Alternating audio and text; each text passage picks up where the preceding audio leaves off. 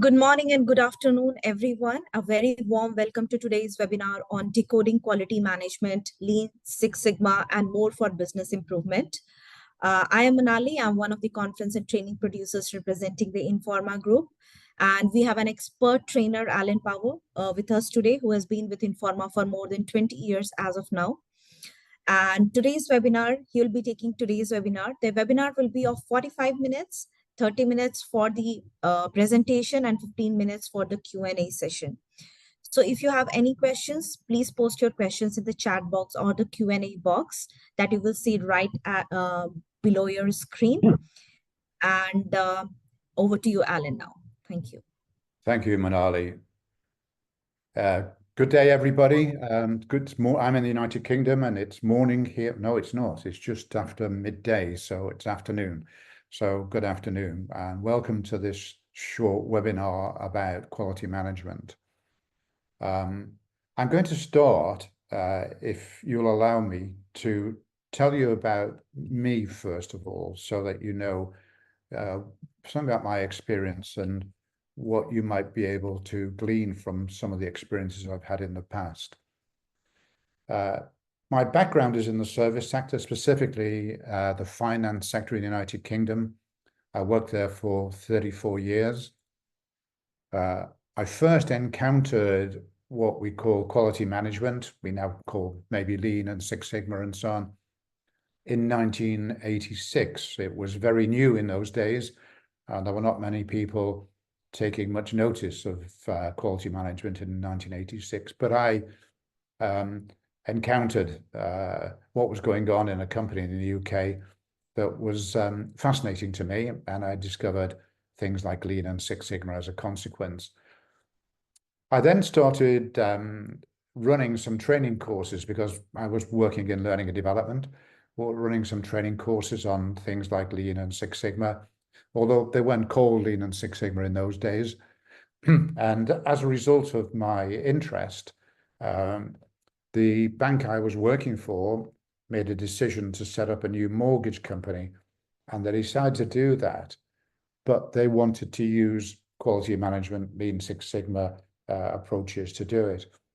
And they sought in the company people who knew about quality management. There wasn't many people about. I was one of the few people that had even heard of it, but I was doing more than hearing about it. I was actually doing something with it. So I got involved in setting up a new company, designing the company using Lean and Six Sigma approaches. And eventually, once the company was about to be launched and we were seeking a new general manager for the company, I was appointed. I have to say it was a bit by default because there was nobody else that knew anything about what I was doing.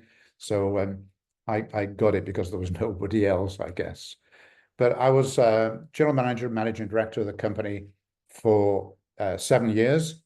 And through the deployment of quality management techniques, strategies, techniques, tools, and so on, we delivered some quite astonishing results. So in our first year, would you believe, of operating, we delivered 127% improvement in productivity. My target was to deliver 40% in productivity over 5 years. But as you can see, we sort of blew that out of the water by doing that in our first year. We also had a strong focus on customers. And you'll learn about the way we dealt with getting customer feedback on the course. But we managed to get into a situation where we got customer feedback, responded to it, which actually delivered a high level of satisfaction. And we ended up actually, not many months after launching the company, with a 98% customer satisfaction level. That was based on us surveying 100% of customers who borrowed money to buy a house. We had a 34% response rate, which was pretty good. And 98% of our customers were expressing either very satisfied with our experience or satisfied. We also had a focus on taking a new approach to employee management, employee leadership. And you'll learn about that because it's a cultural thing, which is very important. to things like Lean and Six Sigma. The culture that we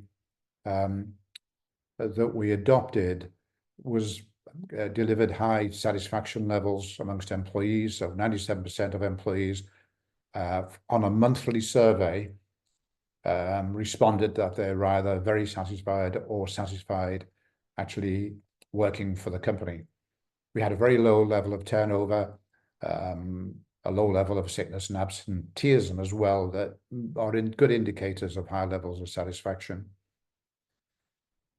We also won a Business Excellence Award. If you know about the EFQM, the European Foundation for Quality Management, then we won an award which was called the Quality Scotland Award for Business Excellence, which was based on the European model. And we won that in 1996. And soon after that, the banking group that I work for, Lloyds Banking Group, big organization, 86,000 employees, 40 business units, set up a new quality department, and I was appointed head of quality policy and strategy, with a mission to roll out quality management in the bank. I did that for several years, and during that period, I actually did some work for the British Quality Foundation and the European Foundation for Quality Management as an assessor. The EFQM, BQF are awards organizations. They actually have an awards process, and organizations that apply for an award go through an assessment process, and I was one of the assessors. I decided to go out on my own as a consultant trainer in 2003, and that's what I still do, specializing in quality management, leadership, operations management, and service excellence. My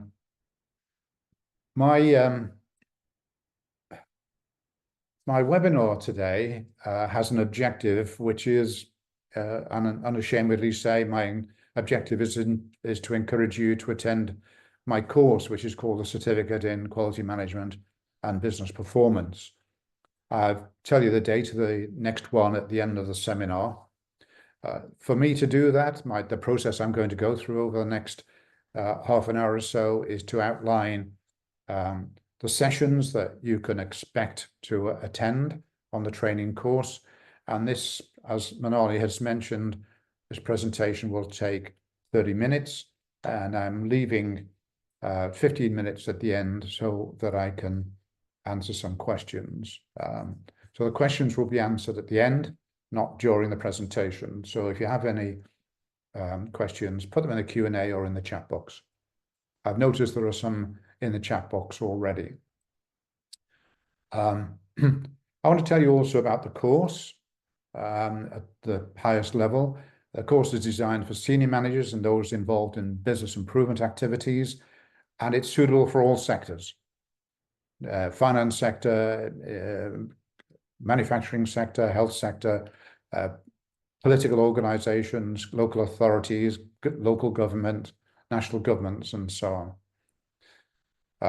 It's typically attended by people who are interested in establishing a continuous improvement quality management strategy, but really don't know what's involved and often don't know where to start, because there are options, different ways that you can tackle this, and they're looking for some sort of a steer on the correct direction to go. The course will introduce you to strategies, but also I'll spend some time at a bit more of a detailed level, looking at some of the important tools and techniques of quality management. The program is a 4-day program, takes place over 4 consecutive days. There will be presentations, there'll be exercises and case studies, and you can attend in person. You can come along to the venue where we're delivering the course, but if that's not a possibility for you, then you can actually log in and attend a video, virtually, a digital presentation. The course program is available on Informa's website, which you'll have details of. but it's also available on my website. My website, as you can see there, www.alanempower.com. On that site is all my material. So if you come on this course, following the course, you'll have access to all my material, all my PowerPoint slides, all my case studies, all my exercises. And in addition, there will be some templates that you can also make use of back in your own organization. So why should you actually attend my course? Well, I think most organizations will be executing a strategy which is about change. And I think if you come on this course, you should find the course will help you to execute your business strategy. Now, why do I say that? Well, if you think about business strategies, these here I'm just going to show you are typical strategies. Like this one is a theme, a strategic theme called operational excellence, where you would have a goal to become, for example, an industry leader for consistently delivering fast and error-free processes. And you'd have goals to reduce process time, reduce response time, improve capability of key processes, reduce in-process waste, improve employee productivity. All of those things are things that you can address using quality management tools and techniques and strategies. Similarly, a service excellence theme where you have a strategic goal to combine deep understanding of the customer needs with excellent delivery at all touch points. And you could have a strategic objective, which is about improving customer satisfaction with performance in terms of reliability and responsiveness. You could have an objective in reducing customer complaints and reducing time to resolve complaints. All of those things you can address using quality management, Lean Six Sigma tools and techniques. This one is pretty obvious. The theme is continuous improvement, which is about delivering a strategic goal to have the lowest unit cost in the industry due to a focus on continuous improvement. What objectives might you suggest? Well, training all employees in quality management tools, increase the number of process control charts that you have monitoring your key business processes, eliminating in-process inventory, because inventory costs a lot of money, reducing the number of in-process handoffs, because whenever you do a handoff, it actually is a place where processes often break down, and extend the number of multi-skilled employees. Just some examples of sort of things that you might have as a strategic theme, which we can help with. Now, I know all organizations are pursuing a strategy, whether it's written down somewhere or it's informal. There is a strategy in somebody's head that they're aiming for. They have a vision and they have a set of goals, whether they're written down or they're in their head somewhere, they have goals. The problem is, research suggests that most strategies fail, and they fail at execution. And the question is why, and my research suggests that it's because people don't know what to do. The senior teams say we're going to have a strategy of continuous improvement, and they pass it down to senior management and say, we want a strategy of continuous improvement. And senior management think very often, well, what is that? What is it? How do I do it? It's something that is new to them. It is new because it's a vision, and a vision should be about things that are new.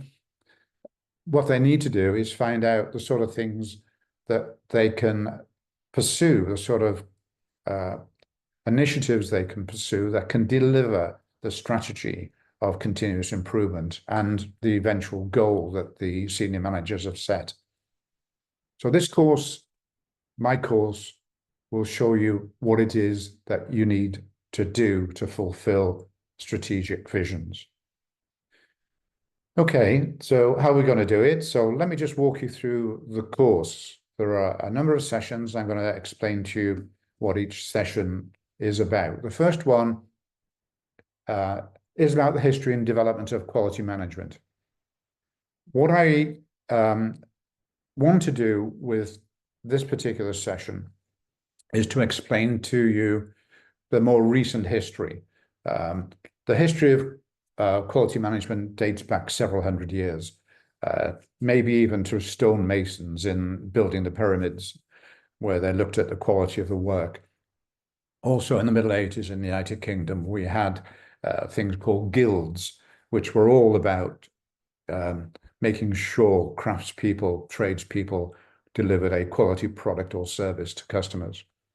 More recently, though, the history is founded in Japan after the Second World War. And I'll tell you something about what happened in Japan because it's still happening. And we can learn a lot from the things that happened in Japan. And you only have to look around to see the number of products that maybe are on the roads or in your house that were actually produced by Japanese companies. So I'll trace the history of what happened in Japan from the 1950s, explain what they do, and how they've done this in Japan, how it migrated to the USA in the early 80s, and then into Europe in the mid 80s, and throughout the rest of the world subsequently. We'll then look at looking at the session I've called business improvement. Well, business improvement for me is about identifying, removing, or reducing in-process waste. By in-process waste, we're talking about anything that doesn't add value. In Japan, they call waste muda, but they have a couple of things called mura and muri. Mura is unevenness, no balance in a production line, meaning that there's either lots of idle time or lots of inventory. And muri, which is actually like batch processing, giving people a whole pile of work to do, which puts pressure on them to do it more quickly, which typically can reduce in mistakes, errors, defects, and so on.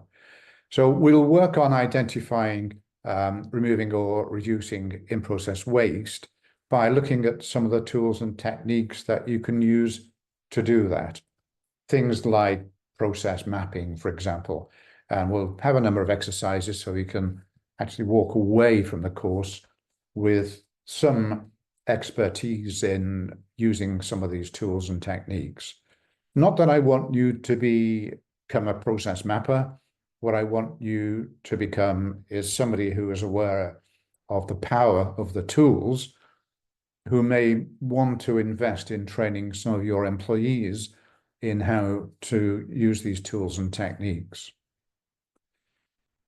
I'm then going to look at a case study. And my case study is of Toyota. Now, Toyota is probably recognized as the most efficient operation in the world, produces probably, in terms of quality, the best quality product in the world. So if you look at any review of reliability of motor cars across the planet, what you'll find is that Toyota features frequently at the top of the pile in terms of reliability. Last time I looked at the top 20 cars, top in terms of reliability in the world, I think 16 of them were Toyota. So I look at the Toyota production system, TPS it's called, and explain to you what they do and how they do it. So you can see the strategic approach and some of the critical tools and techniques that they used. And in fact, I'll explain how I use them in a banking environment to set up a mortgage company, because these are transferable tools and techniques. They work in manufacturing, they work in the health sector, they work in local and national government, and they also work, as I've demonstrated, in the finance sector. I'll then look at a very important topic, which is culture.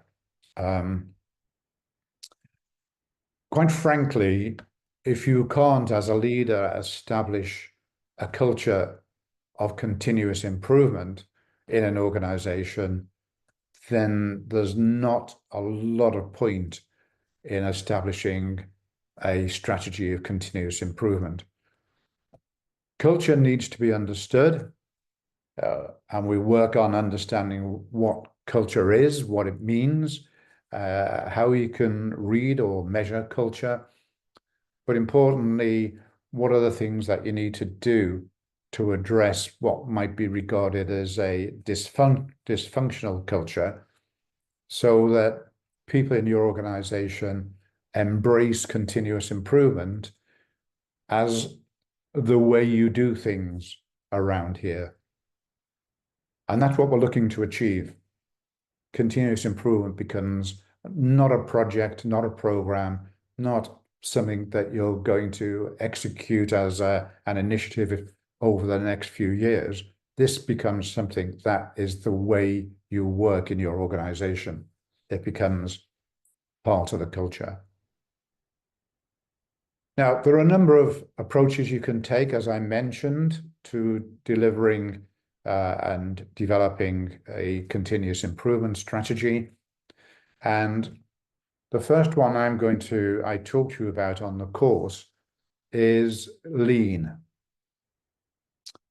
Now, lean is essentially the Toyota production system, but Toyota do not call their production system lean, they call it TPS.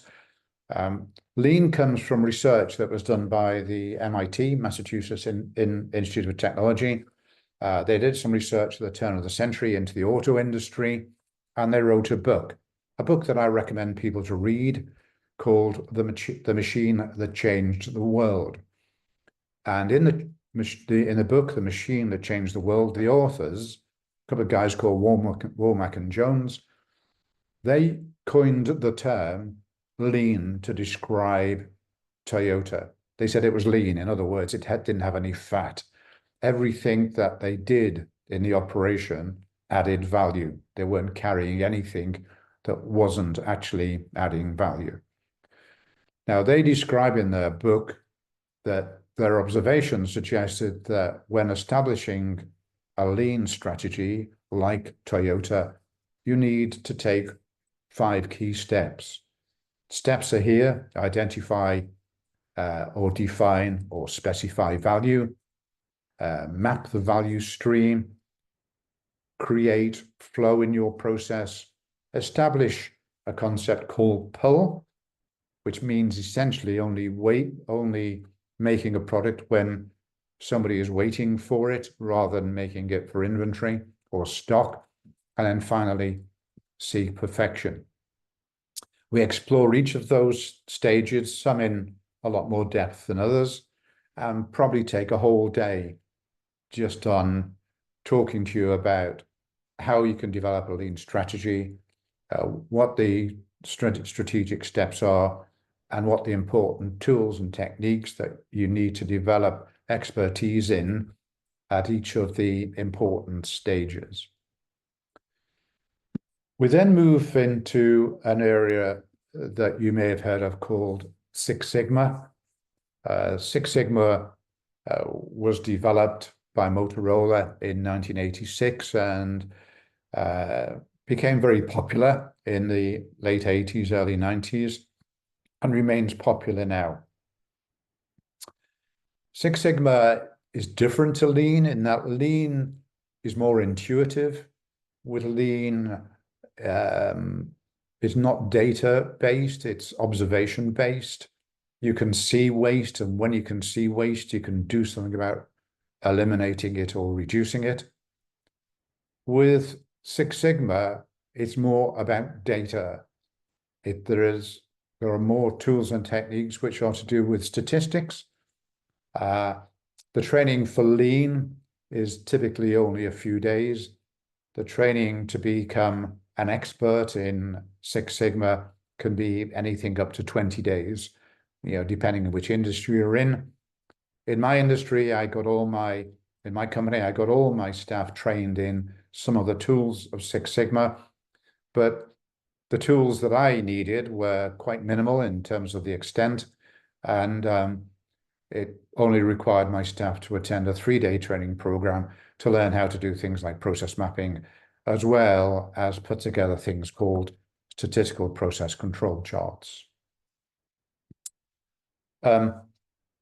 I suspect that if you want to look at having some of your people become qualified as Six Sigma practitioners, you need to have a Six Sigma strategy in your organization, and your people need to develop the skills, but also actually practice the skills on a project. So it's very often before people are awarded the certificate in Six Sigma, they have to demonstrate competence by doing a project. But we will talk about that also on the course. Our 7th session is about tools and techniques and other methodologies. So although I've mentioned Lean and Six Sigma, there are other methodologies that relate to quality management and Lean and Six Sigma, developed typically by Toyota. There is a workshop organization system called 5S. There is a system for improving changeover of a machine or a product line or whatever, known as the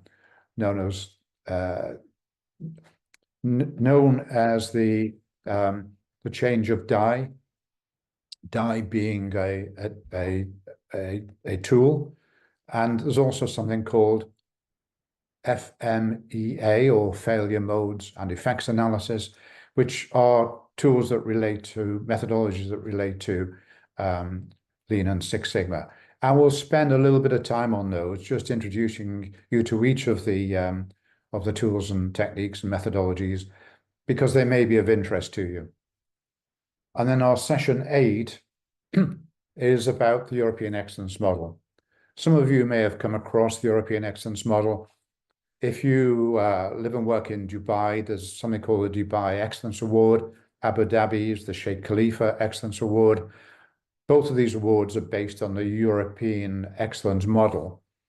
And we'll spend a little bit of time talking about how you use that model to effect improvement by using the model as a template. And that template allows you to do what's known as self-assessment. Self-assessment delivers gap analysis, and it's directing you where you can actually make the greatest improvement in your journey towards maybe your strategic goal. And then on session 9, I'll look at ISO. You've probably heard of the ISO quality management system. I've actually helped a number of organizations to achieve ISO 9001, which is their quality management system. Won't spend a lot of time on this because it's a big subject, but I'll explain what it is and how, if you're interested in identifying more about ISO and maybe pursuing a strategy that's around obtaining the ISO accreditation, then I'll explain to you how that's done. And then finally, we'll look at how you might make the strategic decision. In other words, we've got things like the Business Excellence Award, EFQM, we've got Lean, we've got Six Sigma, we've got other methodologies like 5S and that single-minute exchange of die, and we've got FMEA and so on, and other things like benchmarking and so on, which we'll address. But it's quite an array of, it's sort of a shopping list there. What you're going to buy first, where you're going to go first. Are you going to start with Lean, or are you going to start with Six Sigma? Going to start with ISO 9001? And I'll walk you through a decision-making process that will help you decide where to start in your organization if you haven't started already. If you have started, then this will give you some insight into how to refresh or improve the approach that you've already started. So that would be the course, the 10 sessions in the course. That's all things that you'll be exposed to. And should leave us now with, we've just done 30 minutes, and I'm now in a situation where I can invite questions. I'm just going to look at the chat box and see what's in there. Then I'll look at the Q&A session once I've addressed these areas. Let me see what we've got here. So let's get them like few seconds. So if you have got any questions, please put that in the chat box or the Q&A. I think we have got, okay, please. Okay, there's nothing in the chat box I don't think that needs to be answered. But if you put anything that you want to answer either in the chat box, I've got somebody greeting from Istanbul. Well, greeting, lovely city. Love Istanbul. One of my favorite places on the planet. Dinner overlooking the Bosphorus is one of my experiences that I'll never forget. Oh, can you provide me, what's the connection between quality management and management by goals? Not sure what management by goals means. I've heard of management by objectives, but not management by goals.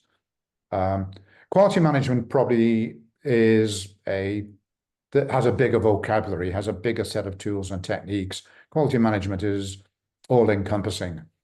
It's all about focusing improvement for the benefit of delivering a better service or product to the customer, beating the competition, and staying ahead. That's why it's continuous improvement, staying ahead of the competition. If I've got goals that have been established by management, those goals can be achieved using things like Lean, Six Sigma, and other methodologies.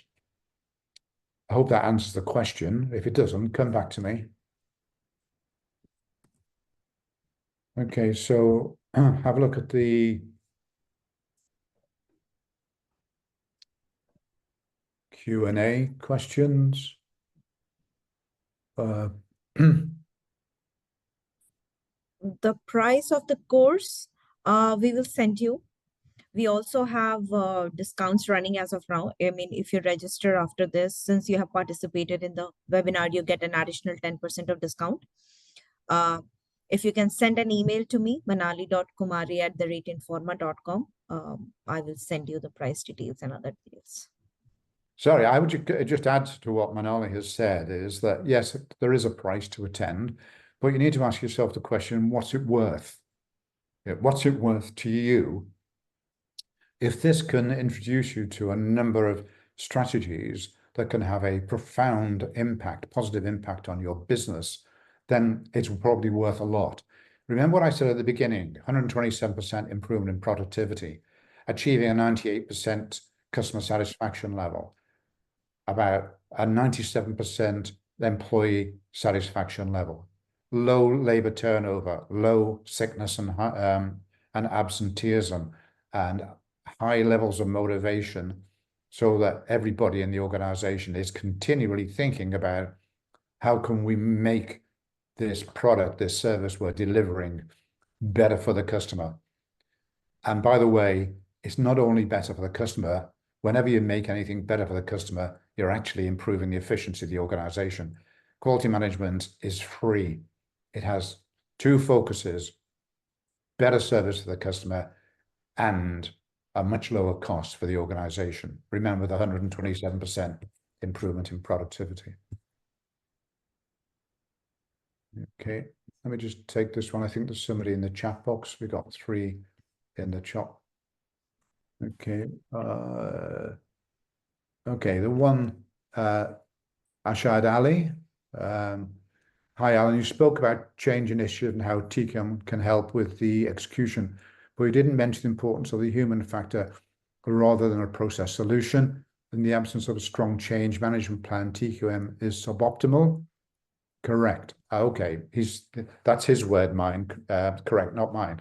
Okay, first of all, I didn't mention the human factor. What I did mention was culture, and that's about the human factor. I spend a couple of hours on the human factor. To me, it's critical. I've got certain prejudices, if you like, about how we lead people in an organization and how we can confront a dysfunctional culture and turn it around. I'll tell you all about that in some detail. We'll have a big debate about it, and you can make your own choices at the end of the day. Typically, I think I end up with lots of people agreeing with my approach. Okay, and it also says, in the absence of a strong change management plan, TQM is suboptimal. Yes, TQM, Lean, Six Sigma, is all about change. If you don't have a change management methodology, then you're not doing TQM, Lean, or Six Sigma. Built within Lean and Six Sigma, and in particular Six Sigma, there is a methodology which is a plan. So it's called DMAIC, and that is a planning system. You can actually use that planning system for both Lean and Six Sigma. A lot of organizations do that. They adopt not one, but they do at a time. They adopt them all consecutive in coordination, if you like. So it's a Lean Six Sigma program using DMAIC methodology as the plan. Okay, somebody says NASA said I was right about managing by objectives. Okay. Okay. Okay, I can't see any more.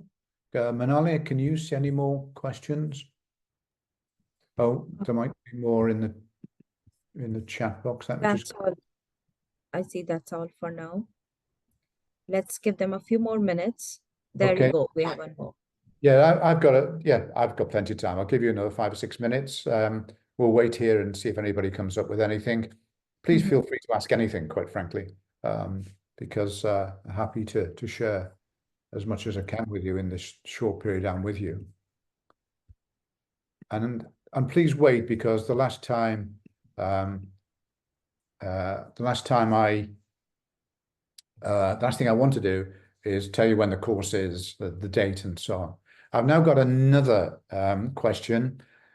This is a really interesting question and something I'm quite passionate about. It's part of the human side of an enterprise, which we were talking a few minutes ago about. Can pay rise really motivate the employees where there is a poor working condition? Pay does not motivate. Whatever anybody tells you, pay is not a motivator. Pay is not a motivator. If you give people more money, they don't work harder. What they try to do is game the system to get more money. Using pay to motivate, it's actually more like, shall I change the words? You're using pay to bribe people to do things. Doesn't work, creates dysfunctional behavior. And we'll talk about that. What I will tell you is absence of pay demotivates. Okay, so if you don't pay people enough, they'll be demotivated. If you pay people enough, they won't be motivated, they'll just stop being demotivated. To motivate people, you've got to do things that are different. You've got to give them responsibility, recognition, give them work that makes them feel as though they're doing a worthwhile job, give them a sense of achievement, train and develop them, and so on. That's all what motivates people. But if you don't pay people enough, they're going to be demotivated, and that's not what you want. You need to work on taking pay off people's agenda, pay them the right amount of money so they're focusing on doing a good job for your customer, not on the fact that they don't have enough money. We'll have a debate about that during the course as well.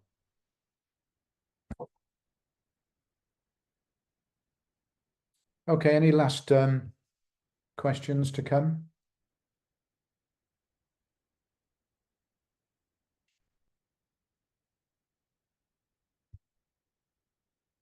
Okay, I don't want to have people hanging around waiting for the last slide. So I'm just going to show you this last slide.